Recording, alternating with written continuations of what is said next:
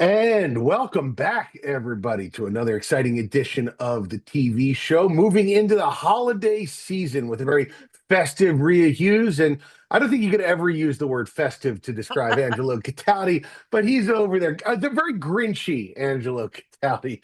And guys, I just want to start with, there was some horrific news. We're recording this on a Tuesday. Yesterday, word came out about the great TV star, the great director, the great personality, Rob Reiner, passing away under really terrible circumstances. And our job here is not to bring you any kind of bad news. So rather than talk about the issues surrounding his death, I thought we would talk about Rob Reiner's life and a celebration of his work. Because, one of my earliest memories, Angelo, was sitting on the floor of my old house in Belmar with a W, Belmar, Yeah. New Yes. Jersey, watching All in the Family.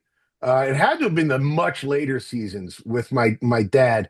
And I got to say, Meathead, probably one of the first five or six TV characters I ever became associated with just as a child. So, I start, Angela, with your Yeah. memories of Rob Reiner and some of the Well, stuff you loved about him. if you're really being honest here, all right, Rob Reiner is a brilliant director. He was an okay actor. He was a Yeah. really funny guy, but that wasn't his wheelhouse. But I was thinking two things. I know for a fact you could not make All in the Family today. You No. could. God, no. Oh no. But could you even call a character Meathead? Could you even I that think would you be could yeah. because it hasn't. I don't think there's a lobbying group that would be like, no, you can't call somebody a meathead. No, like the vegetarians wouldn't argue. Good point. Yeah, vegans might have an issue. Why does it have to be meat? Vegans, Why can't yeah, it be broccoli? But uh, but the thing about Rob, when he got to what he really did amazingly, he had this run where all he made were great movies. He made the defining rom-com, in Mhm. my yes. opinion. Rhea, Jay, have you ever seen a better rom-com than When Harry Met Sally? Ever? Absolutely not. No, Nope. no. I mean, it was just so every scene was just so perfect, so brilliantly done. And then the thing that made Rob Reiner special is he took you inside what happened. He like this the most famous line of When Harry Met Sally is when Rob Reiner's mom, Yes. after the fake orgasm by Meg Ryan, his actual mom says, I'll have what she's having. Well, apparently that Yes. came up spontaneously in the course of the filming. That's the kind of thing that, I mean, Rob Reiner, his dad was an amazing icon. And it's very rare that the son comes up and equals what his dad did. But Rob came close to doing that. And I just want to honor him for what a brilliant, brilliant film guy he was. Amazing. Absolutely. Rhea, do you have any Rob Reiner films or TV moments that So, stand out for you? Angela mentioned, I was blown away. I don't know if any, buddy has ever done this amount of iconic movies in an 8-year span. Okay, let me just go through it. Spinal Tap, 84. Stand By Me, 86. Princess Bride, 87. When Harry Met Sally, 89. Misery, 90. A Few Good Men, 92. I Wow. mean, and Wow. just think about the breadth of the variety of those movies. You got a rom-com, you got a crazy courtroom drama. You have, the Spinal Tap, which was nuts. Misery, crazy. Stand By Me, a coming of age story. I mean, and here's what I didn't know about him. I obviously knew all the movies. I didn't know that he's responsible for Seinfeld staying on the air because Yes. it was his company, Castle Rock, and they wanted to cancel it. It was him passionately Wow. fighting for it after NBC wanted to cancel it that saved it. And when Rob Reiner like passionately argues something, I think NBC probably went, "Well, we'll give it one more year," and it only turned out to be one of the greatest sitcoms ever. But he Wow. fought for it.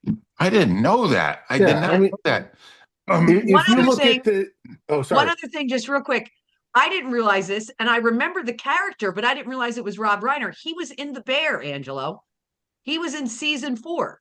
Remember Ibrahim was doing the sandwich thing. He wanted to. He was the consultant they brought in. I didn't realize that he was in season 4. Wow. Yeah. Yeah. He didn't save it. Yeah. A couple other things, though, Jay. She just mentioned This is Spinal Tap, which he just did. His final film was a sequel to it. Yeah. That really was the beginning of mockumentaries. 100%. I mean, what we saw on TV with The Office, what we saw with Parks and Rec, so many Modern of these Family. shows, that's where it started. The first mockumentary was This is Spinal Tap. And Stand By Me, has there been a better coming of age movie? No. With No. all those people who turned, these kids who all turned into stars. No, this guy, we were in the midst of a genius. And that's the way people should remember Rob Reiner. How it ended, it's just unimaginable. Unimaginable. I want to speak for a second just about what you were saying about with This is Spinal Tap. Took my son, I mentioned on the podcast, to see This is Spinal Tap in the theaters for its anniversary in September. And that was one of those movies that growing up, the first time you see This is Spinal Tap, I was probably 13 or 14, and you didn't realize that a movie like this could exist. Mhm. You know, that he willed into existence this idea that you could have and there was other stuff like the Ruddles were one, and a couple of stuff before that. But that was a cornerstone of my development as a comedian, was that particular movie and the sort of dry humor and the permission structure that he put together for that kind of humor. Real fast, I just want to say that Castle Rock. If you look at Castle Rock's history, it is unbelievable. He did the Before movies, Before Sunrise, Before Midnight. He did all of those mockumentaries that Christopher Guest did, Waiting for Guffman. He did the City Slickers and City Slickers 2. He did The Green Mile and Shawshank Redemption. No way. Dreamcatcher, which not a great movie. Polar Express, which is a movie that's hard to look at, but a classic of Christmas movies. Just unbelievable the amount of stuff that he was involved with. And real shame. Say one thing, because I'm not, you guys know me, I'm not exactly like Angelo loves rom-coms. I'm not a big rom-com thing, but The Princess Bride, I have conservatively probably seen 100 times because it is up there in my top. I love every character in that movie. It's just a brilliantly done. It's a love story. It's fantasy. It's wild. I mean, the fact that you could put the big guy. What was the big guy's name? Andre the Giant. Andre the Giant in a movie and make him funny as hell. It's a great movie, and I just love it. I just Rhea, one thing about Princess Bride, there's a great story that came out in the wake of all these terrible ones with surrounding his death. But during the pandemic, he did a live reading of The Princess Bride, and he played the little boy. Rob Reiner did. He did the Fred Savage role. And his dad had died a couple of months before all this. And what he didn't know was that his dad had recorded the Peter Falk part. And he had no idea. So the end of the live stream, you have his dad pop up, and Rob didn't know that it was coming to say the end. And the end of that movie, I get choked up thinking about it. You wish. As you wish. But what it really meant was, I love you. What a great guy, and we're sorry to see him go. All right, let's switch gears here to something a little bit less serious and more frivolous, which is Jimmy Kimmel. We're not talking politics. Relax, everybody. I came across an interesting note on Reddit that this is the 20-year anniversary of Jimmy Kimmel saying, "Sorry, we had to bump Matt Damon at the end of his show," because at the time he had a very terrible show that nobody wanted to come on, and he thought it was funny that Matt Damon didn't make it onto the show that night because there's too much other stuff going on. And that led to a bunch of really funny stuff. My favorite was, I'm bleeping Matt Damon. I sent you the video that Sarah Silverman did while she was dating Jimmy Kimmel. And also that led to the retaliatory, I'm bleeping Ben Affleck by Jimmy Kimmel, which is very funny. Very kind of time capsule of the early 2000s. Worth checking out. But That's a running gag on TV, and TV is unique in its ability to have running gags. So, Rhea, I asked you guys, do you have Yes. a favorite running gag from a TV show over the last 30, 40 years of TV watching? I was really young, but I did watch All in the Family because I had a lot of older brothers and sisters and my mom, and they would always watch All in the Family. If I remember this correctly, the toilet flush in All in the Family with Archie was a running gag. If Archie was, where's Archie? And you would hear the toilet flush, and he'd come. So that I remember that one. The South Park. Oh my God, they killed Kenny. Nah. Kenny gets killed in every episode. Yeah. And then another Rob Reiner. Apparently these were a bunch of Seinfeld, Newman. I mean, and people just repeated it all. You would just say it to people, and people knew you were just like, oh, great, you again. So those were just a couple that I thought of off the top of my head. Good, very good. Angelo, what about you? Jay, before I give you mine, I just want to say I have never been a huge fan of running jokes because I find them lazy. And I would have fights all the time with Joe Conklin. Oh, yes. Just continually just bring back the old stuff and use the same kind of jokes. And I realize that some people think that's great. And I think it's a missed opportunity to do something new, something different. This Matt Damon, Jimmy Kimmel feud, 20 years now, is the most tired running joke I've ever seen in my life. And I'll tell you, I went along with it for a while. I understood where, he bumped that Matt Damon to the last minute, and Matt Damon that was fun for a few years, even years. But he went on Millionaire this year. Who Wants to Be a Millionaire this summer. And the whole time that Matt Damon was on there, Jimmy Kimmel had to pretend he hated him. And it got so overbearing, and it was terrible. I can see that. I can actually see that. Yeah. Come on. Well, you can't overdo it, but when you throw it in, I think it's fine. Like, to me, All in the Family did it subtly because it was just, it was a toilet flush. You knew that was Archie. But yeah, when you overdo it like that, then when you beat it over the head, it's bad. I got a couple. The runners that I used in a lot of different sitcoms were missing spouses, like Norm and Cheers. For many years, they never showed his wife. I think they actually did toward the end, but they never did. And in Frasier, Niles Crane, they never showed Mavis, his snooty wife, which I thought was and the best running joke to me. And it's way longer than 20 years. It's probably like 50 years. It was on several of the TV specials. Lucy pulling the ball away from Charlie Brown. Oh, yeah. Yes. Come on. I mean, what a great metaphor. And the reason that went so well was that you didn't get it all the time. Once in a while, they'd sneak it in. This Matt Damon thing, let's let it go. For 20 years is probably enough, right, guys? Yeah, fair enough. I got two runners that I really like. One kind of from a show that was a huge hit that I don't think gets talked about a ton anymore, which is How I Met Your Mother. They had this slap bet.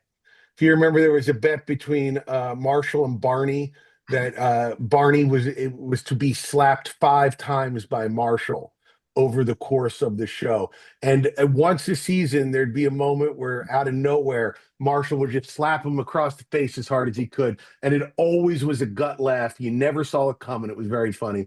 And the other one was, Angelo, you and I are old SNL heads, a subtle joke. Every time they go out of the studio into the hallway, there's always an Abraham Lincoln standing somewhere, like for no reason. They've been doing that for 50 years. Just they don't really mention it. It's just there's Abraham Lincoln, like he's going to be in a sketch. So that's my one. All right. So one of the long-running jokes on this show, a runner that always happens on this show, is Angelo Cataldi beating me up for the weird peculiarities of my life, which I think is just a normal life. I don't understand why anybody else would think it was abnormal. But I sent a message to you guys last week, and we didn't get to it, that I was watching a show called The Floor with my family. It's a Rob Lowe hosted sitcom, not sitcom, game show. Oh, I don't even really understand the rules of it. It's just people stand on the floor and then stuff happens and they answer questions. I don't know. Uh, wow. and my observation of this show, which I thought was pretty interesting, was that the aesthetics of the show very much matched the aesthetics going all the way back to Who Wants to Be a Millionaire. And I thought it was interesting that Who Wants to Be a Millionaire set the standard for what all primetime game shows look like for 25 years. And I sent that out, and Angela last week said, I have some words to say to you Yes, about your I lifestyle, do. Jay Black. And before we get to the meat of the issue, Angela, what's about my lifestyle that you Well, find let me interesting? set. I'm trying to set this scene. You kind of glossed over the scene. Yeah. Um, the J Black family gets together. I Yes. was going to call it a Black Family Christmas. That could be misleading. No, So you I can't do probably that. couldn't do that. All right. So J Black's Family Christmas. Let's call it Yeah. that. All right. You got a nice fire going. We did have a Got fire. Yeah. chestnuts roasting over there. Yeah. Right. The tree is all decorated. Yeah. And the family is gathered around to watch the low point of Rob Lowe's career. He's a, this guy has done a lot of great work. And Right. Yes. he's a game show host on Yes. Fox Network. Not even like, I mean, and that show stinks. Yeah, it's not a great So show. to It isn't. answer your question, the reason that they adopted the aesthetics of Millionaire, as did many other quiz shows, is that it is the most dramatic, well put together set for a game show you would ever find. When you consider the old Concentration or Truth and Consequences, or even today, Price of Right, that unique setting for Millionaire is so great. It even came up in Slumdog Millionaire, the movie, where you could see how effective the blue lighting is and the Yeah. lights coming down. And it's great. I think it's great. And I applaud the floor for doing it. But again, I'm having a hard time understanding how Jay Black's family is celebrating watching a really bad game show hosted by a man at the absolute depth of his career. Well, at least the money's good, right, Rhea? You get good money It for must be. hosting. It must be. You're not going to like this. I only know about this because you know I'm obsessed with the British family. And Rob Lowe lives in Montecito, which is where Meghan and Harry live. Okay. Rob Lowe is worth over $100 million because of all of the TV shows he's done, but also real estate. So he does stuff because he feels like it. Mm. He All never right. has to work another day in his life. He is worth $100 million. I have a timeout. Yes. This Rob Lowe, who's Yes. doing the floor, Yeah. walked away from one of the West greatest Wing. shows ever, Yeah. West Wing, Yeah. over creative differences. Yes. And now he has no creative Yes. differences about Wait. people moving around on a friggin' floor. But we've all read the stories about when Vanna White and Pat Sajak Yeah. and Al Trebek, they would work for like a month, Yeah. maybe 2 months, Yeah. and record all these, get paid a boatload of money, and then have to do nothing for the next 10 months. Who the Yeah, hell? it's a good gig. It's a good gig, Angela. You would host a game show No, at the drop I of a would hat. not. You I would love it. do it in a heartbeat. No, I would not. Rhea, I'm not that person anymore. Yes, now I'm you here to are. help others. If you went to Gail and said, Gail, they offered me $10 million to work for a month and do a game show, she'd go, I'll see you in a month. He would No, carry you like a fireman to the studio, Angela. in fact, you know what? I got a breaking news story I just got to mention. Gail just took a full-time job as a No. teacher. Yeah, she's teaching at a nursery school, and speculation is it's to be around me less. No, it's to be around people who act less like a child than you. That's absolutely true. These kids are 2 and 3 years old, Rhea. What do you say? Exactly. My point.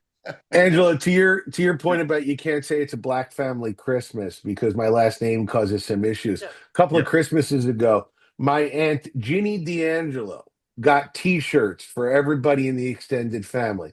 And so for the D'Angelos, it's like it said, it's a D'Angelo thing. You wouldn't understand. For the DeChristopher's, it's a DeChristopher thing. You wouldn't understand. For the Karens, it's a Karen thing. I got 5 T-shirts that said it's a Black thing. You wouldn't No, understand. you can't And do I said, it. Aunt Ginny, this is going right to Goodwill. And she said, No. why? Why Yeah. would you do that? I picked these out. I was like, I can't be a white guy walking around You with it's can't. a black thing you wouldn't understand. I would never make it out of the neighborhood. So yeah, my last name has caused issues. You can never name Yes. a building after me. It can never be the black building. No. Yeah. But what you can do, Angelo, is I would say venture to say you could name a building Right. after our great sponsor, Steven Singer. The Well, Singer building I'd go to in a second. I got to tell you something about Rhea Hughes, right? She is in my older years, she has become my role model. Like, I went to a wedding over the weekend. Mm, Pulled off something she taught me called the Irish exit. Yes. yes. What Rhea does now, I follow because Rhea charts the course of people's lives. Yes. And I believe this weekend she's going to do something that everyone right now listening or watching this podcast should also be doing. What is that, Rhea? So, Clark, we are taking, Clark's been with his girlfriend now for a long time, Charlotte. She's absolutely beautiful, and I love her. And so I said to him, we were going over. I said, "What are you getting Charlotte for Christmas?" He kind of ran down some things. I'm not going to say it, and I go, "That's it." And he looks at me. I forgot that we had. He looks at me and goes, "Well, you said we're going to Steven Singer," and I go, "Oh, Yeah. that's right, that's right." So we're going on Sunday. Eagles play on Saturday night. So Sunday we are going over. I threw out some recommendations. Like I said, the great thing about Steven Singer is if you're getting the engagement ring, you're going big budget. He's got that. He's also got so many beautiful things that will not kill your budget. Clark's almost 17. I recommended a charm bracelet because what's great about a charm bracelet? I had one when I was a teenager, and my mom, you just keep adding them. So you get to add little trinkets as you go along. So hopefully Charlotte doesn't watch the podcast or won't watch it this week, but we're going there to Steven Singer on Sunday to probably pick up a charm bracelet. That's Well, wonderful. this is what you need to know. You don't have to take Rhea's word for it or my word for it. Go to IHateStevenSinger.com and you will see what he has available and you will see the prices. And you will be able to see right then and there if there's something that fits your budget and fits your need. And that's why it's so important that you go to the best. You get an honest price, you get a great experience purchasing the jewelry. It's the other corner of 8th and Walnut, IHateStevenSinger.com. Do it this weekend because next weekend is too late. Correct. That's true. It's gonna be a bear out there, so make sure you do that. All right, Rhea, you are our British correspondent. I feel like we need some British in our life right now. By the way, real fast, I watched a movie called Knives Out, Wake Up Dead Man with Josh O'Connor. Was he in? They said he was in The Crown. Who was he in The Crown? He was Charles, wasn't he? Was he Charles? I don't know. I saw it last night. I think he was like the 20-year-old Josh Charles, which is funny because like he's attractive. I mean not in a bad way. But yeah, I believe he was like like maybe right before he met Diana. I've watched every season, but he was the young Charles. I got to tell you, he hosted Saturday Night Live this weekend. He was in that movie, Wake Up Dead Man. Really good. That guy's great. I really like him. He's a very talented guy. So I just wanted to talk to our British correspondent about that. What do you got for us this week, Rhea? So I actually have an international show, and the only reason I'm doing this, it's a Spanish show, is because it hit Netflix on December 12th or December 13th. It's called City of Shadows, and it vaulted into the top 10. Apparently, and I didn't realize this, and it's dubbed, but it's dubbed in English. The dubbing, Angelo, you and I watched something, The Ice Dome or something a couple months ago. The dubbing for foreign films now foreign shows has gotten so good. After the first episode, you don't even notice it. I agree. If it's a good show, it's a good show. So this is vaulted into the top 10. It's got 100% rating on Rotten Tomatoes, which is amazing. I will tell you this, it's 6 episodes. They range anywhere from 42 minutes to 53 minutes. It's highly addictive. Before I even knew it, I was through 4 episodes. So It's basically about a detective who had been suspended. They got to call him back because they have a serial murderer on the loose in Barcelona. What I always tell you, what I love about British shows is that the scenery, the city is as big a character as the people. Barcelona is beautiful. I've been there, Jay. I'm sure you've been there on your many travels to Barcelona. I was there in 89 before the winter the Summer Olympics, which I believe Angelo was the dream team with Barkley and Jordan and all those. I was blown away at how beautiful the city was when I was there in Mm. '89. It's part of this. Apparently, what's fueling some of the anger by the serial murderer is that they knocked down a lot of low income housing to build this beautiful Olympic village, which is Mm. stuff we don't know about when the Olympics are going to go somewhere. They got to make it pretty. So, and I will say Barcelona did. I think Barcelona is one of the most beautiful places I've ever been. It's a really good movie. It's the detective, like I said, suspended, comes back. He's paired with a female detective. It's very good, but I will tell you, the reason I know it went up so high, I breezed through 4 episodes like it was nothing. This is a bingeable weekend show that you will enjoy. City of Shadows on Netflix. Right. See, and Rhea, to your point about the dubbing becoming really good, Yeah. I recently found out that all of my videos on Instagram are AI dubbed into other languages. Oh, And Oh, I mean, it's just by default. So I was yeah, just sitting there watching it. I was watching myself speaking Hindi and Portuguese and Spanish. But they use AI to make your yeah, voice sound like your voice. So it sounds like I'm just yeah, fluent in Hindi. It's really wow. funny. If you get a chance, go check yeah. out some of these things. But it does a really good job. I'm like, but it changes your lips so it looks like you're pronouncing the words the way you're supposed to That's the pronounce thing them. is it doesn't look weird, like it did before. And if Yeah, it's listen, if you put together, and apparently I'm going to start watching them. Apparently the Spanish do mystery thrillers really well. So I'm going to that's start great. checking those out. I mean, if this is what AI is used for, I'm okay with it. Yeah. That's fine by me. All right, Angela, what do you got for us this week? I got a surprise. All I got to say is this is a hit of 2025, a film that no one knows anything Hmm. about. And it's a huge hit. What if I told you there was a rom-com that came out in the past couple of months that has right now a worldwide amount of money of $90 million. A Hmm. rom-com made 90 million, 45 million in the US and 45 million outside of the US. And there's really almost no recognizable names in it. And it just is big. So I wanted to check it out. It's on demand right now. It's called Regretting You. It does star Allison Williams, who's kind of well known. Her dad Yeah. was Brian Williams, Dad. Yeah. the NBC guy who ended up having to go back to MSNBC. It was a scandal, all that stuff. Well, she was in Get Out. That was her Yeah. big movie role, and she was in Girls, the movie, Yeah. the TV show Hmm. with Leah Dunham on Yeah. HBO. Allison Williams is a revelation. She is built for. First of all, she's beautiful. Second of all, she can emote. She is a really good crier, laugher. She's got a wide range. The movie itself is good. It's not spectacular. But here's the thing the critics hated it 27% regretting you. No. But the people who watch it, the fans, 85%. Wow. Hmm. That's a wide disparity. I Yep. watched it and I went, you know what? $90 million for a movie with no stars, a rom com at a time when this movie is worth watching. It's called Regretting You. It is on Amazon and Apple. You pay for it, but in a couple of weeks, it'll be on one of those free. And I would say, wait and check it out then. Angelo, I just Absolutely. Yeah. want to point out to you that many years ago, Right? you went on and on about Allison Williams in a Yeah. scene in Girls Yep. that was we can't talk about on Yeah. the Yeah. show because it's a family show.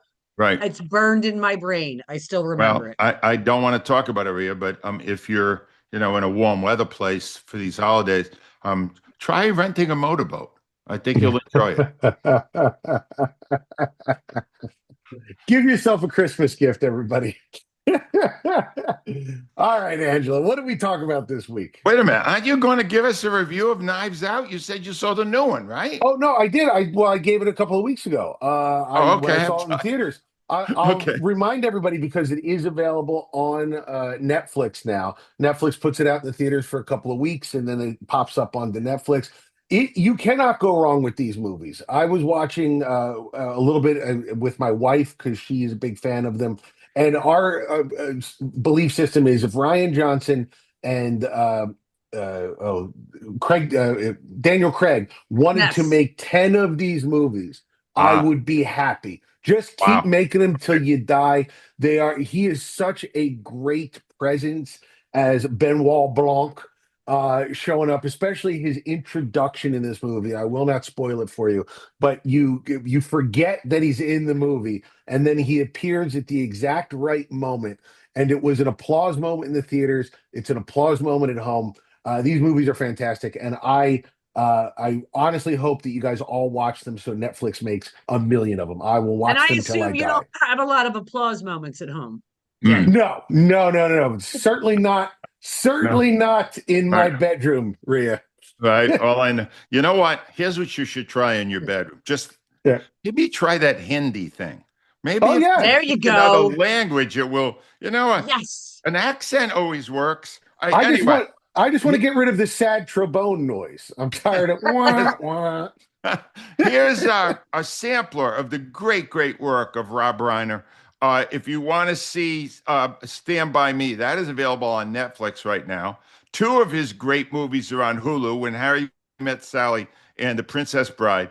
And both Spinal Tap movies are on HBO Max. Just Google any of the titles for all those amazing movies Rob Reiner directed and often wrote. If you want to see the most tired running joke in history, watch Jimmy Kimmel. He's on Hulu.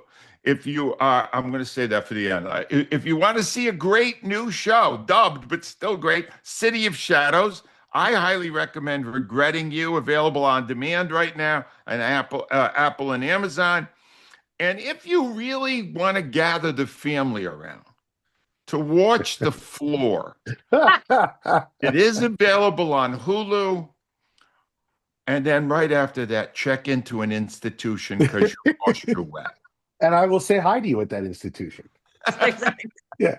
That man right there is Mr. Angelo Cataldi. You can get his book Loud, the story of his entire life in radio at Amazon.com, Audible.com, or his website, AngeloCataldi.com. And that woman right over there is the great Rhea Hughes. You can see her every morning on the WIP morning show, which is streamed live around the world Yes. on YouTube, or you can check out her very wonderful Instagram account, which is Rhea Hughes 94 WIP on Instagram. And come check out my Instagram where you can listen to me talk in Hindi.